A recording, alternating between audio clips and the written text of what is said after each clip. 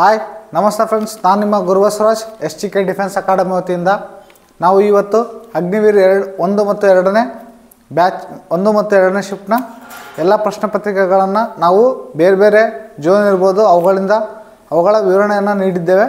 ಈಗ ನಾನು ನಿಮ್ಮ ಮುಂದೆ 3ನೇ ಶಿಫ್ಟಲ್ಲಿ ಯಾವ್ಯಾವ ಪ್ರಶ್ನೆಗಳನ್ನ ಕೇಳಿದ್ದಾನೆ, ಯಾವ್ಯಾವ ರೀತಿ ಕೇಳಿದ್ದಾನೆ, ಸೈನ್ಸ್ ಇರ್ಬೋದು ಮತ್ತು ಮ್ಯಾಥ್ಸ್ ಇರ್ಬೋದು, ಅದಾದಮೇಲೆ GK ಇರ್ಬೋದು, ನಮಗೆ ಸಿಕ್ಕಂಥ ಮಾಹಿತಿ ಆಧಾರದ ಮೇಲೆ ನಾವು ನಿಮ್ಮ ಮುಂದೆ ತಂದಿದ್ದೀವಿ.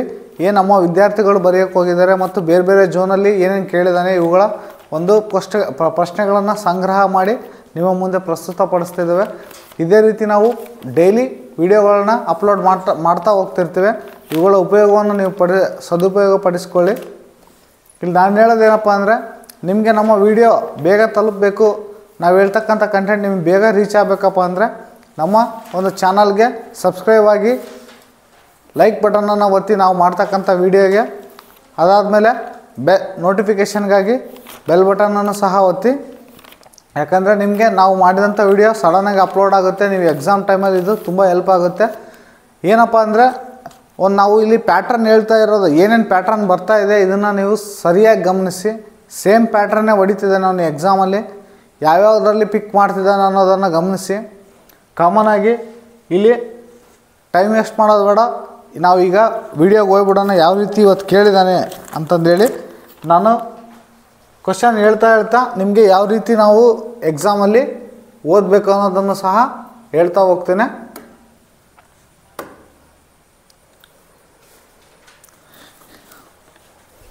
ಇಲ್ಲಿ ನೋಡಿ ಫ್ರೆಂಡ್ಸ್, ಫಸ್ಟ್ ಇಲ್ಲಿ ಏನು ಕೇಳಿದಾನಪ್ಪ ಅಂದರೆ ವಿಂಗ್ಸ್ ಆಫ್ ಫೈರ್ ಬಗ್ಗೆ ಕೇಳಿದ್ದಾನೆ. ವಿಂಗ್ಸ್ ಆಫ್ ಫೈರ್ ಇದು ಯಾರ ಒಂದು ಆತ್ಮಕಥೆ, ಅಂದರೆ ಆತ್ಮಕಥೆ ಅಂದರೆ ಆಟೋಬಯೋಗ್ರಫಿ ಅಂತಂದೇಳಿ ಕರಿತೀವಿ. ಇಲ್ಲಿ ವಿಂಗ್ಸ್ ಆಫ್ ಫೈರ್,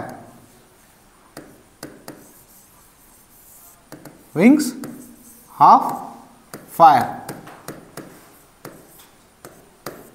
ಇದು ಯಾರ ಆತ್ಮಕಥೆಯಪ್ಪ ಅಂತಂದರೆ ಅಬ್ದುಲ್ ಕಲಾಂ, APJ ಅಬ್ದುಲ್ ಕಲಾಂ.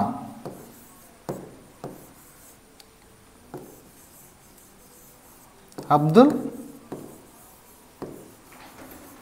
ಕಲಾಂ ಅವರ ಆತ್ಮಕಥೆಯಾಗಿದೆ. ಇಲ್ಲಿ ನೋಡಿ, ಬೆಳಿಗ್ಗೆ ಏನು ಮಾಡಿದ್ದಪ್ಪ ಅಂತ ಅಂದರೆ ಮಹಾತ್ಮ ಗಾಂಧಿಯವರ ಆತ್ಮಕಥೆಯನ್ನು ಕೇಳಿದ್ದ. Autobiography of Mahatma Gandhiji, my experiment with truth ಆಗಿತ್ತು.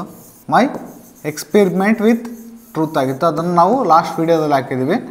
ಮೈ ಎಕ್ಸ್ಪೆರಿಮೆಂಟ್ ವಿತ್ ಟ್ರೂತ್, ನನ್ನ ಸತ್ಯಾನ್ವೇಷಣೆ. ಇದು ಮಹಾತ್ಮ ಗಾಂಧಿ, MK ಗಾಂಧಿ. ನಿನ್ನೆ ಏನು ಮಾಡಿದಪ್ಪ ಅಂತ ಅಂದರೆ ಅಂಬೇಡ್ಕರ್ ಅವ್ರದ್ದು ಕೇಳಿದ್ದ, ಯಾವುದು ವೇಟಿಂಗ್ ಫಾರ್ ವೀಸಾ ಅಂತಂದೇಳಿ ಅವರ ಒಂದು ಆಟೋಬಯೋಗ್ರಫಿ. ಇಲ್ಲಿ ನೋಡಿ, ಇವ್ರದ್ದೊಂದೇ ಅಲ್ಲ, ನಮ್ಮ ಭಾರತದಲ್ಲಿ ಏನಿದ್ದಾರೆ ಫೇಮಸ್ ಆಗಿ ಫ್ರೀಡಮ್ ಫೈಟರ್ಸ್, ಇವುಗಳ ರಿಲೇಟೆಡ್ ನೀವು ಹೋಗಬೇಕಾಗುತ್ತೆ. ಇವರ ಒಂದು ಆತ್ಮಕಥೆಗಳನ್ನು ನೀವು ನೋಡ್ತಾ ಹೋಗಬೇಕಾಗುತ್ತೆ. ಇವುಗಳ ಬಗ್ಗೆ ಕೇಳ್ತಾನೆ. ಸಚಿನ್ದು ಸಹ ಇವತ್ತು ಕೇಳಿದ್ರು, playing it in my way ಅಂತಂದೇಳಿ ಅವರ ಆತ್ಮಕಥೆ ಆಗಿದೆ. ಆತ್ಮಕಥೆ ಬಗ್ಗೆ ನೀವು ನೋಟ್ ಮಾಡ್ಕೊತಾ ಹೋಗಿ, ಆವಾಗ ನಿಮಗೆ ಇದರಲ್ಲಿ ಒಂದು ಕ್ವಶನ್ ರಿಪೀಟೆಡ್ ಆಗ್ತಕ್ಕಂಥ ಸಾಧ್ಯತೆ ತುಂಬ ಇರುತ್ತೆ. ಇದು ಒಂದು ಈ ರೀತಿ ಪ್ಯಾಟರ್ನನ್ನು ಅವನು ಕಂಟಿನ್ಯೂಸ್ ಆಗಿ ಕೇಳ್ತಾ ಬರ್ತಿದ್ದಾನೆ. ಅದಾದಮೇಲೆ ನೋಡಿ, ಇದು ಮಧ್ಯಾಹ್ನ ಶಿಫ್ಟಲ್ಲಿ ಕೇಳಿದ್ದ ಕಾಂಗ್ರೆಸ್ಸಿನ ಮೊದಲ ಅಧ್ಯಕ್ಷರು ಯಾರು. ಕಾಂಗ್ರೆಸ್ ಅಧಿವೇಶನದ ಮೊದಲ ಅಧಿವೇಶನ ಯಾವ ನಡೀತಾವ ಅಂತಂದರೆ 1885. ಇದು ನಡೆದದ್ದು ಎಲ್ಲಿ ಅಂತಂದರೆ ಬಾಂಬೆ. ಇದರ ಅಧ್ಯಕ್ಷತೆಯನ್ನು ಯಾರು ವಹಿಸಿರ್ತಾರಪ್ಪ ಅಂತಂದರೆ WC ಬ್ಯಾನರ್ಜಿ.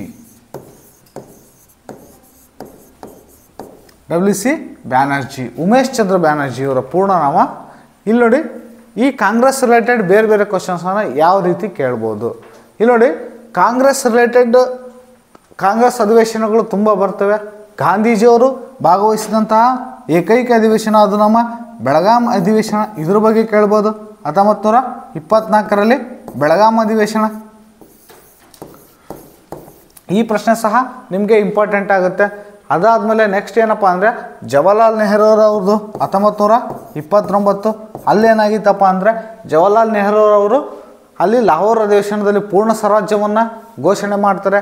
ಈ ರೀತಿ ಕೇಳ್ತಾನೆ, ವೇರ್ ಜವಾಹರ್ಲಾಲ್ ನೆಹರು ಪೂರ್ಣ ಸ್ವರಾಜ್ಯವನ್ನು ಘೋಷಣೆ ಮಾಡಿದರು ಅಂತಂದೇಳಿ ಈ ರೀತಿ. ಯಾಕಂದರೆ ವೇರ್ ಈ ರೀತಿ ವರ್ಡ್ಗಳು ಕ್ಯಾಚ್ ಆದಾಗ, ಪೂರ್ಣ ಸ್ವರಾಜ್ಯ ಅನ್ನೋ ವರ್ಡ್ ಕ್ಯಾಚ್ ಆದಾಗ ನೀವೇನು ಮಾಡಬೇಕಾಗುತ್ತೆ, ಈ ವರ್ಡ್ ಕ್ಯಾಚ್ ಮಾಡಿಕೊಂಡು ನೀವು ಆನ್ಸರ್ಸನ್ನು ಮಾಡಬೇಕಾಗುತ್ತೆ. ಈಗ ಗಾಂಧೀಜಿ ಇರ್ತಾನೆ. ಯಾಕಂದರೆ ಕೆಲವೊಂದು ಸಮಸ್ಯೆಗಳನ್ನು ನಾವು ನೋಡಿರ್ತೀವಿ ನಮ್ಮ ಸ್ಟೂಡೆಂಟ್ಸ್ಗಳಲ್ಲಿ. ಯಾವ ರೀತಿ ಆಗುತ್ತಪ್ಪ ಅಂತಂದರೆ ಅಲ್ಲಿ ನೀವು ಇಂಗ್ಲೀಷ್ ಕ್ಯಾಚ್ ಮಾಡೋದು ಕಷ್ಟ ಆಗುತ್ತೆ. ಆವಾಗ ನಿಮಗೆ ಬೇಕಾದಂಥದ್ದು WH ವರ್ಡ್ಸ್. ಈ WH ವರ್ಡ್ಸ್ ಯಾಕಂದರೆ ಕನ್ನಡ ಮೀಡಿಯಮ್ ಸ್ಟೂಡೆಂಟ್ಸ್ಗಳು ತುಂಬ ಬರೀತಾ ಇರ್ತಾರೆ ಈ ಎಕ್ಸಾಮ್ಸನ್ನು. ಹಾಗಾಗಿ WH ವರ್ಡ್ಸನ್ನು ಕ್ಯಾಚ್ ಮಾಡಬೇಕು. ಯಾಕಂದರೆ ಸೋರ್ಸ್ಗಳು ಎಲ್ಲ ನೀವು ಕನ್ನಡದಲ್ಲೇ ಓದಿರೋದ್ರಿಂದ ಇಲ್ಲಿ ಕಾಮನ್ ಆಗಿ ಯಾವ ರೀತಿ ನಾವು ಕ್ಯಾಚ್ ಮಾಡಬೇಕಂದ್ರೆ WH ವರ್ಡ್ಸ್ ಮತ್ತು ಮೇನ್ ವರ್ಡ್ ಏನಿದೆ ಅನ್ನೋದನ್ನು ನಾವು ನೋಡಿದಾಗ ಗೊತ್ತಾಗುತ್ತೆ ಯಾವ ರೀತಿ ಅವನು ಏನು ಕ್ವಶನ್ ಕೇಳಿದಂತ ಆ ಇಂಟ್ ಮೇಲೆ ನೀವು ಆನ್ಸರ್ ಮಾಡ್ತಾ ಹೋಗ್ಬೋದು. ಹಾಗಾಗಿ ನಾನು ನಿಮಗೆ ಹೇಳ್ತಿರ್ತಕ್ಕಂಥದ್ದು PMಶ್ರೀ ಫುಲ್ ಫಾರ್ಮ್ ಕೇಳಿದ್ದೇನೆ. PMಶ್ರೀ ಅಂತಕ್ಕಂಥದ್ದು ಪ್ರಧಾನಮಂತ್ರಿಯವರ ಒಂದು ಯೋಜನೆ. ಇದು ಎಜುಕೇಷನ್ಗೆ ಸಂಬಂಧಪಟ್ಟದ್ದು. ಸ್ಕೂಲ್ ಆಫ್ ರೈಸಿಂಗ್ ಇಂಡಿಯಾ ಅಂತಂದೇಳಿ ಅಂದರೆ PM ಶ್ರೀ ಅಂದರೆ PM ಅಂದರೆ ಪ್ರಧಾನಮಂತ್ರಿ, ಸ್ಕೂಲ್ ಆಫ್ SH ಅಂದರೆ ಸ್ಕೂಲ್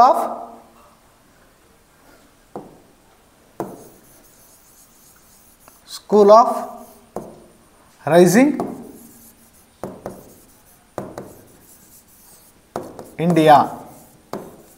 ನೋಡಿ, ಬೆಳಗ್ಗೆ ನಡೆದಂಥ ಬ್ಯಾಚಲ್ಲಿ ಒಂದು ಪ್ರಧಾನಮಂತ್ರಿಯವರ ಒಂದು ಯೋಜನೆಯನ್ನು ಕೇಳಿದ್ರು. ಅದು ಯಾವ ಯೋಜನೆಪ್ಪ ಅಂತಂದರೆ ಇತ್ತೀಚೆಗೆ ತಂದಂಥ ವಿಶ್ವಕರ್ಮ ಯೋಜನೆ. ಆ ವಿಶ್ವಕರ್ಮ ಯೋಜನೆ ಯಾವುದಕ್ಕೆ ಸಂಬಂಧಪಟ್ಟಿದ್ದಪ್ಪ ಅಂದರೆ ಸ್ಕಿಲ್ ಡೆವಲಪ್ಮೆಂಟ್ಗೆ. ಅಂದರೆ ಆ ಯೋಜನೆಯನ್ನು ಕೊಡ್ತಾನೆ, ಆ ಯೋಜನೆ ಯಾವುದಕ್ಕೆ ರಿಲೇಟೆಡ್ ಆಗುತ್ತೆ ಅನ್ನೋದನ್ನು ಸಹ ಕೊಡ್ಬೋದು. ಇಲ್ಲ ಯಾವ ಒಂದು ಮಿನಿಸ್ಟ್ರಿ ಅಂತಂದು ಕೇಳ್ಬೋದು. ಸ್ಕಿಲ್ ಡೆವಲಪ್ಮೆಂಟ್ಗೆ ಯಾವುದಪ್ಪ ಅಂದರೆ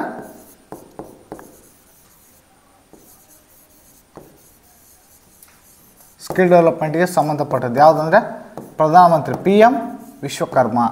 ಈ ರೀತಿ ನಾವು ಪ್ರಧಾನಮಂತ್ರಿಯವರ ಅನೇಕ ಯೋಜನೆಗಳನ್ನ ನೋಡಿದ್ದೇವೆ. ಈಗ ನೋಡಿ, ಜನ್ಧನ್ ಇರ್ಬೋದು, ಮತ್ತು ಅದಾದಮೇಲೆ ತುಂಬ ಯೋಜನೆಗಳು ಬಂದಿದ್ದಾವೆ. ಉಜ್ವಲ ಇರ್ಬೋದು, ಉಡಾನ್ ಇರ್ಬೋದು. ಇವುಗಳ ಬಗ್ಗೆ ನೀವು ನೋಟ್ ಮಾಡ್ಕೊತಾ ಹೋಗಿ ಈಸಿಯಾಗಿ BJP ಸರ್ಕಾರದ ಯೋಜನೆಗಳು ಏನಿದ್ದಾವೆ ಪ್ರಧಾನಮಂತ್ರಿಯವರು ಬಂದಾಗಿದ್ದ 2014ರಿಂದ 2024ವರೆಗೂ ಏನೇನು ಯೋಜನೆಗಳನ್ನ ಮೇಜರಾಗಿ ತಂದಿದ್ದಾರೆ, ಸ್ವಚ್ಛ ಭಾರತ್ ಇರ್ಬೋದು, ಡಿಜಿಟಲ್ ಇಂಡಿಯಾ ಇರ್ಬೋದು, ಅವುಗಳು ಯಾವಾಗ ಜಾರಿ ಬಂದವು ಇವುಗಳನ್ನೂ ಸಹ ನೋಟ್ ಮಾಡ್ಕೊತಾ ಹೋಗಿ. ಯಾಕಂದರೆ ಇವುಗಳು ರಿಲೇಟೆಡು ಸಹ ರಿಪೀಟೆಡ್ ಕ್ವಶನ್ಸ್ಗಳು ರೈಸ್ ಆಗ್ತಾಯಿದ್ದಾವೆ. ಹಾಗಾಗಿ ಮತ್ತು ಇನ್ನೊಂದು ಜನಗಣತಿ. ಪೂರ್ಣವಾಗಿ 2011 ಜನಗಣತಿಯನ್ನು ನೀವು ಗಮನಿಸಿದರೆ ನಿಮಗೆ ಒಂದು ಕ್ವಶನ್ ಅನ್ನೋದು ಪಕ್ಕ ಸಿಗುತ್ತೆ. ಯಾಕಂದರೆ ಪ್ರತಿಯೊಂದು ಶಿಫ್ಟಲ್ಲೂ ಸಹ ಜನಗಣತಿ ರಿಲೇಟೆಡ್ ಏನಾದರೂ ಒಂದು ಕ್ವಶನ್ ಕೇಳಿದ್ದಾನೆ.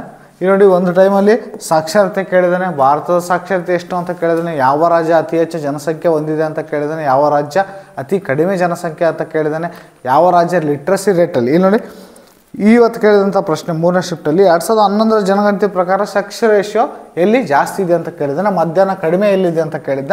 ನಾನು ಎಕ್ಸ್ಪ್ಲೇನ್ ಮಾಡೋ ಟೈಮಲ್ಲಿ ಜಾಸ್ತಿನೂ ಯಾವುದಿದೆ ಅಂತದ್ದು ಸಹ ಹೇಳಿದ್ದೆ. ಅತಿ ಹೆಚ್ಚು ಸೆಕ್ಸ್ ರೇಷಿಯೋ ಎಲ್ಲಿದೆಯಪ್ಪ ಅಂತಂದರೆ which state has highest sex ratio ಅಂತ ಕೇಳ್ತಾನೆ.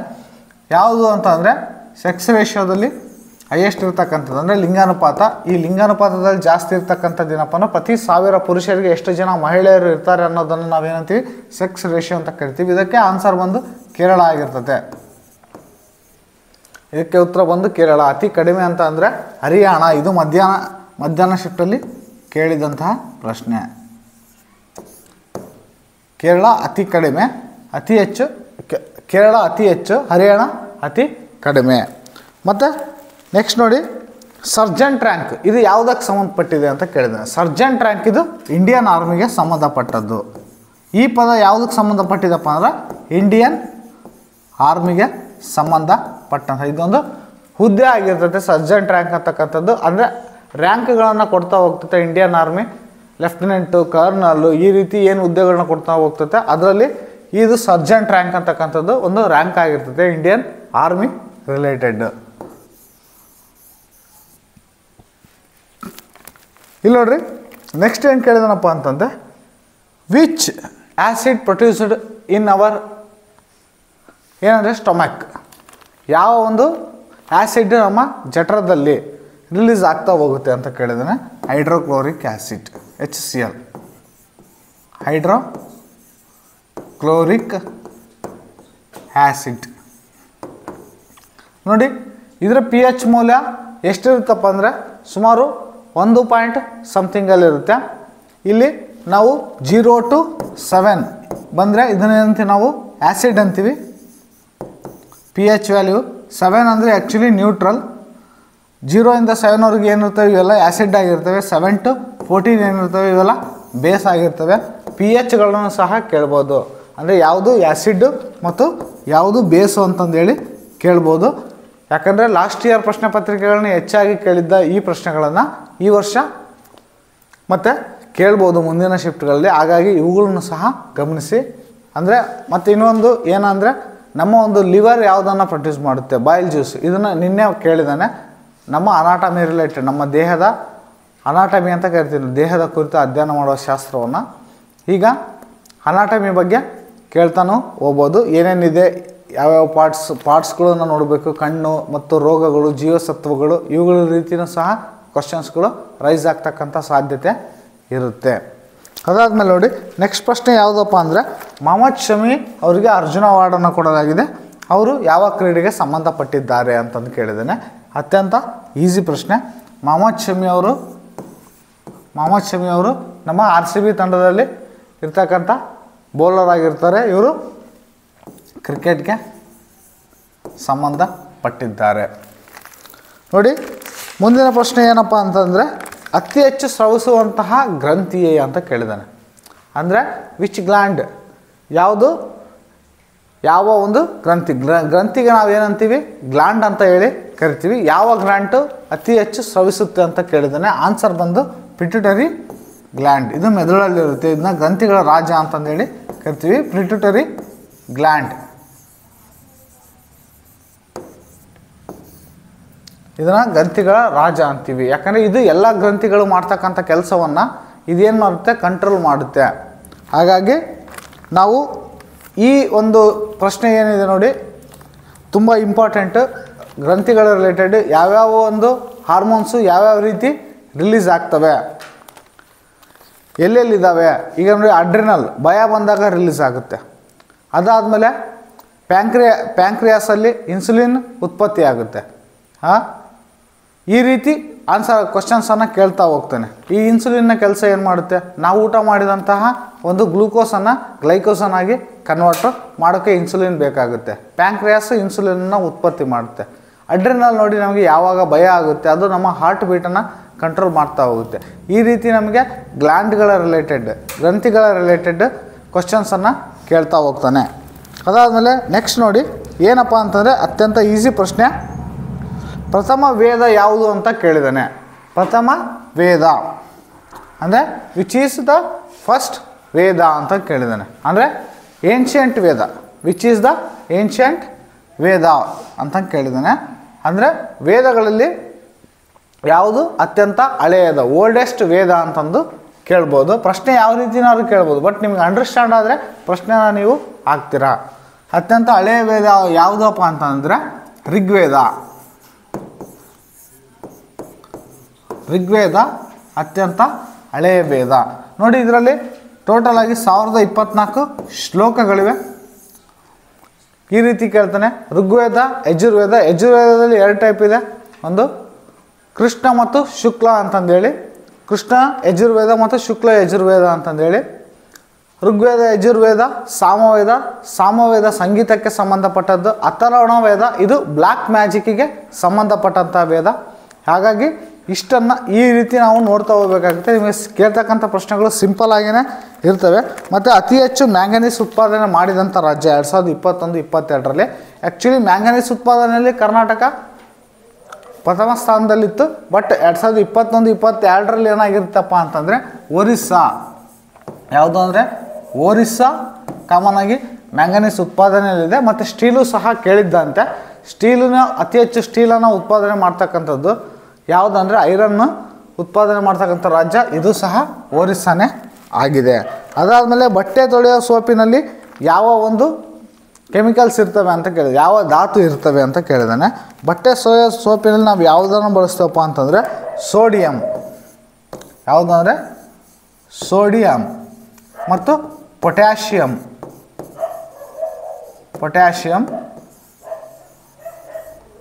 ಇವೆರಡು ಎಲ್ಲಿರ್ತಾವಪ್ಪ ಅಂದರೆ ಬಟ್ಟೆ ಒಗಿತಕ್ಕಂಥ ಸೋಪಲ್ಲಿರ್ತವೆ.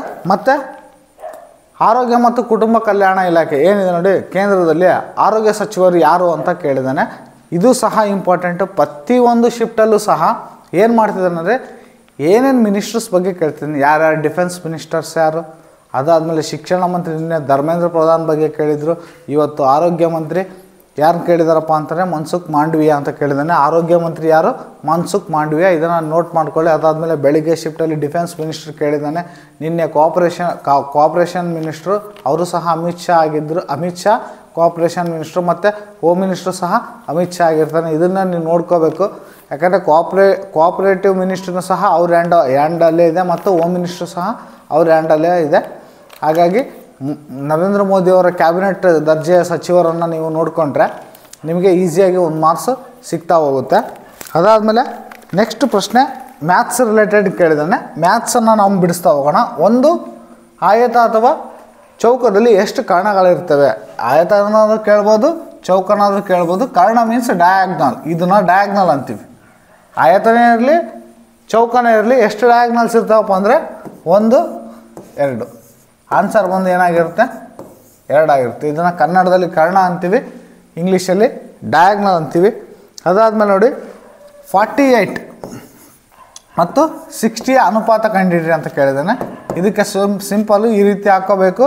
ಇವು ಎರಡರು ಯಾವ ಒಂದು ಟೇಬಲ್ಸಲ್ಲಿ ಅಂದರೆ ಮಗ್ಗಿಯಲ್ಲಿ ಹೋಗ್ತವೆ ನೋಡಬೇಕು. 12ರಿಂದ ಹೋಗ್ತವೆ. 12 ನಕ್ಕಲೆ 48, 12 5 60, 4:5 ಆಗುತ್ತೆ. ಇದೇ ಆನ್ಸರ್ ಆಗಿರುತ್ತೆ. ಅದಾದಮೇಲೆ ನೆಕ್ಸ್ಟ್ ಏನು ಕೇಳಿದಾನಪ್ಪ ಅಂತಂದರೆ ಒಂದು ಚಾಕ್ಲೇಟ್. ಈಗ ನೋಡಿ 40 ರೂಪಾಯಿಗೆ ಒಂದು ಚಾಕ್ಲೇಟ್ ಇದೆ. ಇದಕ್ಕೆ 40% ಡಿಸ್ಕೌಂಟ್ ಕೊಟ್ಟರೆ ಎಷ್ಟು ರೂಪಾಯಿ ಅಂತ ಕೇಳಿದಾನೆ. ಈಗ 40 ರೂಪಾಯಿ ಚಾಕ್ಲೇಟ್ ಇದೆ, 40% ನಮಗೆ ಡಿಸ್ಕೌಂಟ್ ಸಿಕ್ಕರೆ ಅದರಲ್ಲಿ ಎಷ್ಟು ರೂಪಾಯಿ ನಾವು ಕೊಡಬೇಕಾಗುತ್ತಪ್ಪ ಅಂತಂದರೆ ಇದನ್ನು ನಾವು ಡಿವೈಡೆಡ್ ಬೈ 100 ಮಾಡ್ಕೋಬೇಕು, ಇಂಟು 60 ಮಾಡಬೇಕು. 0 0 ಕ್ಯಾನ್ಸಲ್, 0 0 ಕ್ಯಾನ್ಸಲ್, 6 4 24. ನಮಗೆ ಎಷ್ಟು ರೂಪಾಯಿಗೆ ಸಿಗುತ್ತೆ? 24 ರೂಪಾಯಿ ನಾವು ಕೊಡಬೇಕಾಗುತ್ತೆ. ಅದಾದಮೇಲೆ 16ರ ವರ್ಗಮೂಲ ಅಂತ ಕೇಳಿದ್ದಾನೆ. 16ರ ವರ್ಗಮೂಲ ಸ್ಕ್ವೇರ್ ರೂಟ್ ಏನು 16ಗೆ ಅಂತ ಕೇಳಿದ್ದಾನೆ. 4 4 16 ಆಗುತ್ತೆ. ನಾವು ಈ ರೀತಿ ಮಾಡಬೇಕಾಗುತ್ತೆ. 4 4 16. ಈಸಿ ಇರ್ತಕ್ಕಂಥ ಪ್ರಶ್ನೆ. ಆನ್ಸರ್ ಬಂದು 4. ಅದಾದಮೇಲೆ ಸಿಂಪಲ್ ಪ್ರಶ್ನೆ, ಜಸ್ಟ್ ಬೋರ್ಡ್ ಮಾರ್ಕ್ಸ್ ರಿಲೇಟೆಡ್ಡು. ಆ ರೀತಿಯೂ ಅನ್ನೋಕ್ಕಾಗಲ್ಲ, ಅದಕ್ಕಿಂತನೂ ಸಹ ತುಂಬ ಈಸಿಯಾಗಿದೆ. 12 17 ಪ್ಲಸ್ 23. ಆನ್ಸರ್ ಏನಾಗಿತ್ತು ಅಂತ ಕೇಳಿದಾನೆ. ಇಲ್ಲಿ ಏನಿಲ್ಲ ಅಂದರೆ ಪ್ಲಸ್ ಸಿಂಬಲ್ ಇರುತ್ತೆ. ಪ್ಲಸ್ಸನ್ನು ಕೂಡಿಸ್ಕೊಳ್ಳಿ. ಆನ್ಸರ್ 35 ಆಗುತ್ತೆ. ಮೈನಸ್ 17ರಿಂದ ನಾವು ಇದನ್ನು ಕಳೆದಾಗ ಏನಾಗುತ್ತೆ? ಆನ್ಸರ್ ಬಂದು 18 ಆಗುತ್ತೆ. ಈ ರೀತಿ ನಿಮಗೆ ಬೇಸಿಕ್ ಮ್ಯಾಥ್ಸ್ ಗೊತ್ತಿದ್ರೂ ಸಹ ಈ ಒಂದು ಪ್ರಶ್ನೆ ಪತ್ರಿಕೆಯನ್ನು ನೀವು ಈಸಿಯಾಗಿ ಬಿಡಿಸ್ತಾ ಹೋಗ್ಬೋದು. ಅದಾದಮೇಲೆ ಒಂದು ಯಾವ್ರೇಜ್ ರಿಲೇಟೆಡ್ ಕೇಳಿದ್ದಾನೆ. 5 5 0 5 5. ಇದಕ್ಕೆ ಯಾವ್ರೇಜ್ ಏನಾಗುತ್ತೆ ಅಂತ ಕೇಳಿದ್ದಾನೆ. ಇದನ್ನು ಕೂಡಿಸಿ 5 5 ಆನ್ಸರ್ ಬಂದು 20 ಆಗುತ್ತೆ. ಡಿವೈಡೆಡ್ ಬೈ ಎಷ್ಟಿದ್ದಾವೆ? 1 2 3 4 5. 5 1 5 4. ಇದರ ಸರಾಸರಿ ಎಷ್ಟಾಗಿರುತ್ತೆ ಅಂದರೆ ಯಾವ್ರೇಜ್ ಎಷ್ಟಾಗಿರುತ್ತೆ ಅಂದರೆ ಆನ್ಸರ್ ಬಂದು 4 ಆಗಿರುತ್ತೆ. ಅದಾದಮೇಲೆ next x value find out ಮಾಡೋಕ್ಕೆ ಕೇಳಿದ್ದಾನೆ. 123 divided by x is equals to 3 ಅಂತ ಇದೆ. ಇಲ್ಲಿ ನೋಡಿ, ಎಕ್ಸ್ ಇಲ್ಲಿಗೆ ಹೋಗುತ್ತೆ, 3 ಇಲ್ಲಿಗೆ ಬರುತ್ತೆ. 123 divided by 3 equals to x ಅಂತ ಹಾಕಿದಾಗ 3 4 1 ಎಕ್ಸ್ ಈಸ್ ಈಕ್ವಲ್ಸ್ ಟು 41 ಆಗಿದೆ. ಈಗ ನೋಡಿ, ಮುಂದಿನ ಪ್ರಶ್ನೆ ಏನಪ್ಪ ಅಂದರೆ, ಒಬ್ಬ ವ್ಯಕ್ತಿ 15 ದಿನ ಒಂದು ಕೆಲಸವನ್ನು ಕಂಪ್ಲೀಟ್ ಮಾಡೋಕ್ಕೆ 15 ದಿನ ತಗೋತಾನೆ. ಈಗ ಒಬ್ಬ ವ್ಯಕ್ತಿ ಒಂದು ಕೆಲಸವನ್ನು ಕಂಪ್ಲೀಟ್ ಮಾಡೋಕ್ಕೆ 15 ದಿನ ತಗೊತಾನೆ, 3 ದಿನಕ್ಕೆ ಕೆಲಸ ಎಷ್ಟು ಕಂಪ್ಲೀಟ್ ಮಾಡ್ತಾನೆ ಅಂತ ಕೇಳಿದ್ದಾರೆ. ಇದು ಸಹ ಒಬ್ಬ ವ್ಯಕ್ತಿ ಟೋಟಲ್ ಕೆಲಸ ಮುಗಿಸೋಕ್ಕೆ 15 ದಿನ ತಗೊತಾನೆ. ಅವನು 3 ದಿನ ಕೆಲಸ ಮಾಡಿದರೆ ಎಷ್ಟು ಭಾಗ ಕಂಪ್ಲೀಟ್ ಆಗಿರುತ್ತೆ ಅಂತ ಅಂದರೆ 3 1 3 5 1/5 ಅಂದರೆ 1/5 ಅಂತಂದರೆ ಆನ್ಸರನ್ನು ನಾವು ಪರ್ಸೆಂಟೇಜಲ್ಲಿ ಹೇಳೋದಾದರೆ 1/5 ಇಂಟು 100 ಹಾಕಿದರೆ ಏನಾಗುತ್ತೆ, 5 1 5 20 20% ಕೆಲಸ ಆಗಿರುತ್ತೆ. ಅದರ್ವೈಸ್ ಈ ಆಪ್ಷನ್ ಇದ್ದರೆ ಈ ಆಪ್ಷನನ್ನು ಹಾಕಿ, ಈ ಆಪ್ಷನ್ ಇದ್ದರೆ ಈ ಆಪ್ಷನನ್ನು ಹಾಕಿ 20% ಕೆಲಸ ಕಂಪ್ಲೀಟ್ ಆಗಿರುತ್ತೆ. ಅದಾದಮೇಲೆ ನೋಡಿ ನೆಕ್ಸ್ಟ್ ಪ್ರಶ್ನೆ. ಇದು ತುಂಬ ಸಿಂಪಲಾಗಿ ಕೇಳಿದ್ದಾನೆ. 3 5 6 1 4 ಮೈನಸ್ 2 6 8 8 9 ಡಿವೈಡೆಡ್ ಬೈ 25.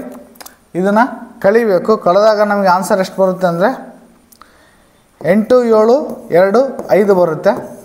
ಇದು 25. ನಾವು ಈ 25ರಿಂದ ಡಿವೈಡ್ ಮಾಡಿದಾಗ ಏನಾಗುತ್ತಪ್ಪ ಅಂತ ಅಂದರೆ 25 3 ಟೋಟಲ್ ಆನ್ಸರ್ ಬಂದು